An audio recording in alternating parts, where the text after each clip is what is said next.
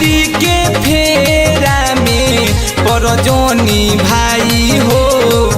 अपन हाथ हिलावत रह जियत रह भाई हो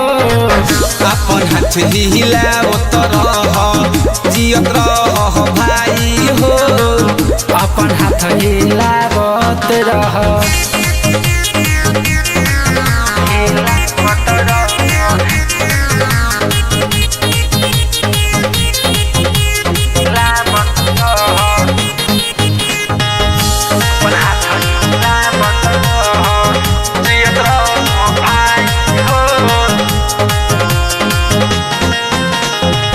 प्यार के चक्कर में जिंदगी झंड होई जाए पैसा रही तो ऐसन ढेर छौरी आई सुधर दो रे बाबू प्यार के चक्कर में जिंदगी झंड होई जाए पैसा रही तो छौरी ढेर ऐसन आई एकनी के खेला पेला कतना बताई हो एकनी के खेला पेला कितना बताई हो अपन हाथ हिलावत रह जियत रह भाई हो अपन हाथ हिलावत रह जियत रह भाई हो अपने हिलावत रह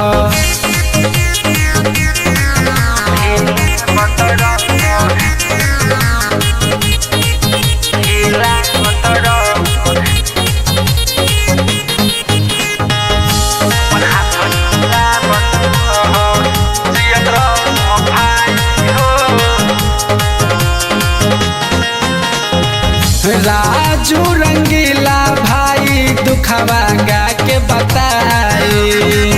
किसनो बिहारी भाई हाथ कितना हिलाई अरे कितना दुख हुए हाल हमरो रे घुटू लाल विशाल दुखवा गा